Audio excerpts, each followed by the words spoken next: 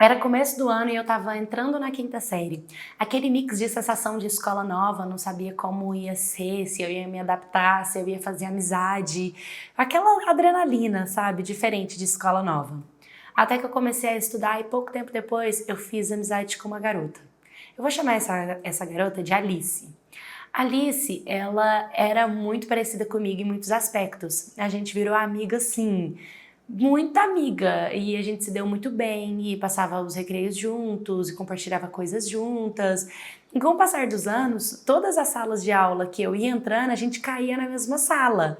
E a gente começou a frequentar a casa uma da outra. Ela chamava meus pais de tia, eu chamava os pais dela de tia também. Apesar de que essa minha amiga, ela era criada só pela mãe dela.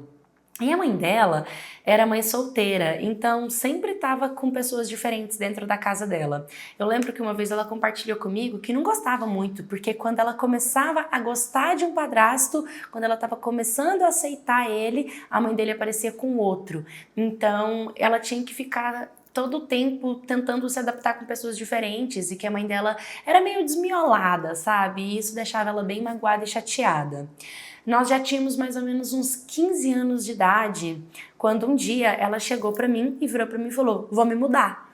E eu falei assim: do nada? Ela do nada, eu vou me mudar. Minha mãe se apaixonou e vai casar. E assim, como a mãe dela tinha esse histórico, a gente ficou um pouco pé atrás, porque só tinha 2 meses que a mãe dela tinha conhecido o cara e já ia casar. Mas ela disse que não tinha nada que ela pudesse fazer, porque estava acima dela. Ela não queria ir, mas a mãe dela queria e ela teria que ir, porque não tinha como ela não ir, ela ainda não se sustentava para isso. Então, ela pegou e se mudou de casa.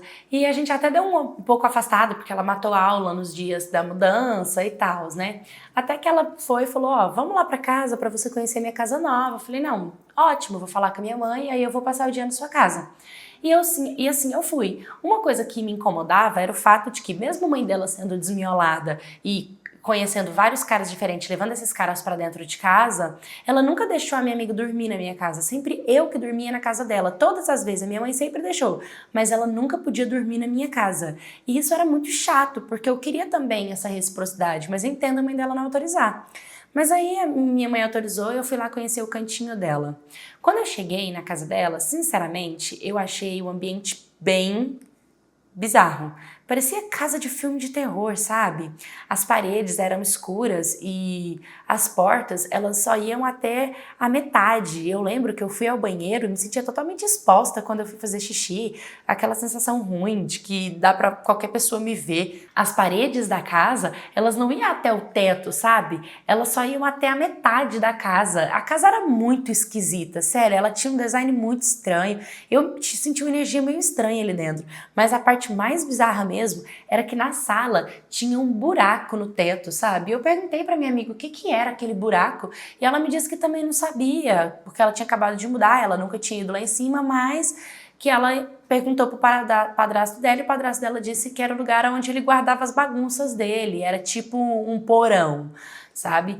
E achei tudo muito estranho. Quando o padrasto dela chegou, sério, eu achei ele muito esquisito. Sabe aquela pessoa que, tipo, te olha com um olhar muito firme, assim, tipo, sei lá, parecia que ele tava me comendo com os olhos, eu me senti extremamente desconfortável com aquela situação. Mas depois que a mãe da minha amiga chegou, ele mudou o comportamento dele, era como se tudo ficou bem. E eu senti tudo muito estranho. E a casa, eu achava a casa tão desconfortável que nem contar as minhas coisas, sabe, atualizar as fofocas da semana, o que que tava rolando, eu não me sentia à vontade de contar pra minha amiga, porque pra mim tinha alguém me ouvindo, sabe? Muito estranho. E eu não quis falar pra ela também que eu tinha sentido e tal, porque, poxa, era a casa dela, né? E não tinha nada que ela pudesse fazer. E minha mãe sempre me ensinou que se a gente não pode mudar a realidade do outro, é melhor a gente não falar nada, a gente ficar calado que é mais saudável. Então eu fiquei calada. A única coisa que eu disse foi que eu achei o padrasto dela um pouco estranho. Eu falei: você não acha ele um pouco estranho? Eu achei o olhar dele um pouco estranho. E ela me disse que não, que ele era um pouco diferente mesmo, que ela estava começando a se adaptar, mas que aparentemente ele era uma boa pessoa. Então eu deixei pra lá, sabe? Mas eu lembro que depois que eu fui embora, ela sempre me convidava pra ficar indo na casa dela, mas eu senti uma energia tão pesada naquele ambiente que eu ficava dando desculpas pra não voltar lá, porque realmente eu me senti muito desconfortável, sabe? Então eu não voltei lá, a gente se encontrava mais na escola. Até que teve uma época que estava acontecendo umas coisas, ela começou a mudar o comportamento dela. A mãe dela tem um irmão que mora no Nordeste, que é tio da Alice. E esse tio ficou doente. E assim, ela não tem vó e não tem mais ninguém. A única pessoa que poderia cuidar dele, levar ele no hospital e ajudar ao início do tratamento do tio era a mãe. E a mãe teve que viajar para o Nordeste e ela não podia ir porque ela tinha aula. E aí ela ficou sozinha na casa com o padrasto e ela ficava me ligando, implorando para que eu ficasse lá com ela. Mas eu também estava com medo, sinceramente, eu não queria ficar lá. E eu comecei a insistir para ela vir para minha casa, porque na minha casa tinha minha mãe, tinha meu pai, tinha as pessoas e era mais viável. Só que a mãe dela não deixava. E aí eu liguei para a mãe dela e eu pedi, por favor, tia, deixa ela ficar na minha casa, deixa ela ficar aqui.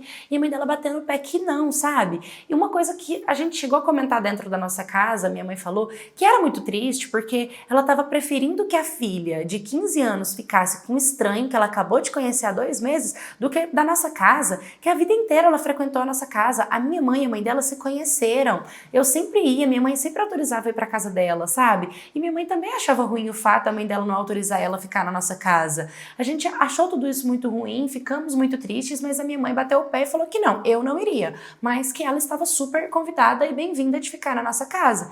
Então eu não fui.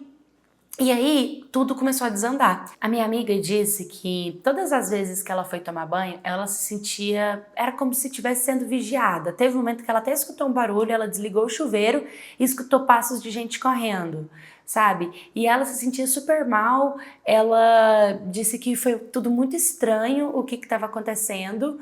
E teve um dia que ela disse que estava no quarto dela e quando ela olhou para aquele buraco da casa, ela viu o padrasto dela lá em cima, sabe? E tipo, ela achou tudo aquilo muito estranho, ela tava morrendo de medo de ficar lá e ela disse que sentia que ele ficava tipo observando ela, vigiando ela, olhando para ela.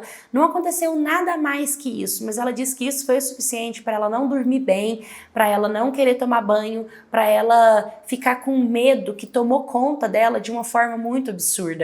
Quando a mãe dela chegou de viagem, ela se sentiu bem mais aliviada que a mãe dela tinha voltado e era mais tranquilo para ela, né? Até que um dia, o padrasto dela, que é bem mais velho, inclusive, esqueci de contar esse detalhe, não estava conseguindo atualizar o celular dele, e aí algumas configurações do telefone não estavam funcionando. Então ele pediu ajuda para ela, e ela foi atualizar o telefone dele, e ela disse que alguma coisa falou com ela para ela olhar a galeria do telefone. Quando ela abriu a galeria, ela mexeu no telefone dele inteiro e sinceramente não achou nada. Mas ela disse que alguma coisa estava falando para ela abrir a lixeira do telefone. E quando ela abriu a lixeira do telefone, ele tinha excluído um monte de foto dela. Tinha foto dela se trocando, tinha foto dela tomando banho, tinha foto dela de calcinha, tinha foto dela sentada no vaso, tinha várias fotos dela diferentes e todas do mesmo ângulo, todas do buraco, do teto, sabe? O dia que ela estava tomando banho, que ela disse que estava incomodada, que ela desligou o chuveiro e escutou correndo, foi o dia que ele fez um vídeo por debaixo da porta, porque no vídeo deu pra ver que a câmera estava sendo filmada por baixo da porta, né? E ela já gritou a mãe dela, já mostrou pra mãe dela, e assim, foi uma loucura, porque elas saíram, elas foram denunciar, elas denunciaram o caso e assim, ela sumiu. Eu percebi que ela não estava mais frequentando a escola, ela começou a matar a aula, e eu fui na casa dela, ninguém atendia, eu mandava mensagem nas redes sociais, não respondia, eu entrava em contato por WhatsApp, não recebia mensagem, o celular dava na caixa de mensagem, a mãe dela não respondia, as duas simplesmente sumiram do mapa, e eu fiquei desesperada sem saber o que tinha acontecido. De repente, eu recebi uma mensagem depois de um mês, mais ou menos, de um número de WhatsApp totalmente diferente. Ela disse que era ela, mas ela implorou para que eu não passasse esse número para ninguém e pediu para que eu mantesse sigilo que eu estava entrando em contato, que ela estava entrando em contato. E aí ela foi me contar o que aconteceu, que é isso que eu tô contando para vocês. E assim, foi muito difícil, porque ali eu vi que eu perdi a minha amiga totalmente. Por mais que a mãe dela tenha apoiado ela se sentia muito culpada, ela se sentia suja, ela falava que ela estava com nojo dela mesma, ela não conseguia olhar pra frente, ela não conseguia ver alegria e felicidade, ela disse que se sentiu super exposta, ela estava se sentindo muito mal, e por mais que eu tentava falar pra ela, cara, a culpa não é sua, você foi só uma vítima, ela também tinha aquele peso, sabe, que tipo, poxa, minha mãe colocou tanto homem dentro de casa, ela nunca teve cuidado comigo, isso, e eu tentava fazer ela entender que a mãe dela também foi vítima nessa situação, que a mãe dela também não sabia que isso estava para acontecer, mas ela foi ficando assim cada vez pior, e aquela menina, radiante, alegre, feliz. A minha amiga, ela já não existia mais. Ela entrou num poço de depressão muito profunda e eu queria muito salvar a minha amiga e nada que eu fazia estava na minha altura, sabe, de fazer. Até que aconteceu uma coisa muito pior que piorou o quadro dela, que foi quando eles foram atrás desse padrasto, né, para falarem com ele, porque ele também estava sumido, ele estava perdido, fazia tempo que ninguém conseguia ver ele. Entraram na casa dele e encontraram uma corda e ele simplesmente se matou. Então, por ele ter tirado a própria vida dele, e ele deixou uma carta pedindo perdão para a última esposa dele, que no caso era a mãe da minha amiga, e pedindo perdão, falando que ele era problemático, que ele era doente, que a vida inteira ele foi assim, que o que aconteceu, a denúncia delas fez ele perceber que ele realmente era sujo e ele não merecia viver, porque ele já tinha feito coisas para outras pessoas e ele queria provar de que ele estava errado tirando a própria vida, porque ele não merecia a vida, ele merecia a morte. E quando a minha amiga ficou sabendo que ela teve, digamos, uma responsabilidade no ato de suicídio desse, ela ficou muito pior e aí ela começou a chorar. Ela desejava muito que ele fosse preso, que ele pagasse, que ele, sabe? Mas ela achava que a morte não. A morte estava acima do desejo dela. Ela queria que ele pagasse em vida, que ele fosse preso, que ele aprendesse, que ele se arrependesse, mas não que ele tirasse a própria vida. E isso fez ela sentir um peso maior ainda de culpa e aí ela se culpava por tudo e ela começou a entrar num quadro depressivo muito decadente e ela começou a se afogar dentro dessa depressão. E nada que falasse ou que fizesse era suficiente para fazer ela entender que ela não era culpada. E a mãe dela começou a ter que fazer vários tipos de tratamento com ela. E assim, foi muito difícil. Hoje, eu e a Alice, nós ainda somos amigas, não como éramos antigamente, porque ela nunca mais voltou a ser a mesma. Hoje eu tenho 27 anos, essa história aconteceu há mais de uma década, porque nós éramos adolescentes. Eu nunca desisti dela, eu sempre mandei mensagem não só para ela, como para a mãe dela, eu sempre falei que eu estava ali, eu sempre me dediquei, sempre mostrei para ela, sabe? Sempre me prontifiquei a encontrar com ela, a escutar ela, a abraçar ela, a cuidar dela, a ouvir ela, sabe? E por um período bem longo, eu também me culpava, porque eu achava que eu poderia ter feito alguma coisa, que eu poderia ter falado para ela como aquilo era estranho, mas eu sei que a culpa não é minha, sabe? E muitas vezes ela também me disse que podia ter me ouvido, que aquele dia na minha casa, que eu fui na casa dela, eu falei que o padrasto dela era estranho e ela não acreditou em mim. Então assim, tudo que aconteceu de ruim, ela levou para ela. Então ela não houve o abuso com a penetração, houve o assédio e a exposição, mas mesmo assim para ela foi tão profundo, foi tão ruim que ela entrou no quadro muito triste, né? Então atualmente a gente conversa, eu tento mostrar para ela o lado bom, mas ela sempre volta assim, eu não falo nesse assunto por nada, eu evito ao máximo. Ela ficou com trauma de homem, ela ficou com trauma de relacionamento e depois de muitos e muitos anos, né, ela conseguiu conhecer um cara que conseguiu ouvir todos os traumas dela, ouvir toda a história dela e não julgar. E de pouco a pouco ele conseguiu ir conquistando ela e ela foi assim se curando, mas ela ainda não está 100% curada. A gente não fala nesse assunto de jeito nenhum, eu evito ao máximo falar sobre isso com ela. E hoje eu sou mãe, eu vivo uma maternidade solo e essa história fez eu olhar para minha maternidade com outros olhos, porque se eu quero sair, conhecer alguém, paquerar, namorar, eu faço isso da porta para fora, eu não coloco homens dentro da minha casa, porque se tio, primo, vô, pai, já é perigoso, a gente já escuta histórias tristes, imagina um estranho. Eu tenho receio de que algo aconteça com a minha filha, eu quero falar com ela sobre a educação sexual sempre, para ela sempre entender que eu estou aqui, que eu estou aberta, que eu entendo e que eu tive uma pessoa muito próxima de mim que passou por tal problema, sabe? E eu não gostaria que isso viesse a acontecer dentro da minha própria casa. Eu sempre uso essa história para os pais não terem medo de conversar com seus filhos e eu fico feliz que a mãe dela apoiou ela, que a mãe dela abraçou ela, que a mãe dela fugiu com ela e eu espero também estar sempre ao lado da minha filha e sempre falo para as pessoas mudarem as suas realidades, porque não é todo mundo que tem o apoio dos pais como a minha amiga teve e não são todos os pais que realmente acreditam nos seus filhos e dá aula de educação sexual para eles. Oi, minha cats, tudo bem com vocês?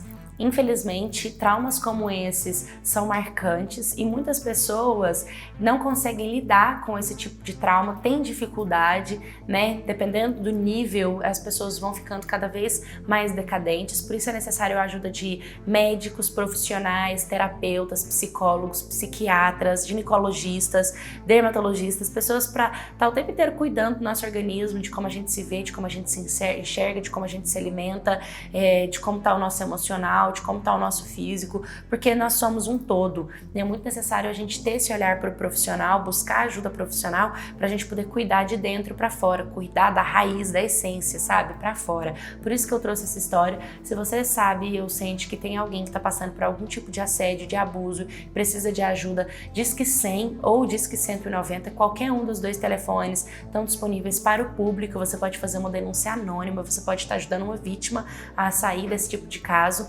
Se você tem filhos, converse com seus filhos, né? Seja abrangente com eles, explica os perigos do mundo, porque nós estamos aqui não só para proteger, mas para direcionar os nossos filhos para o melhor caminho, tá bom?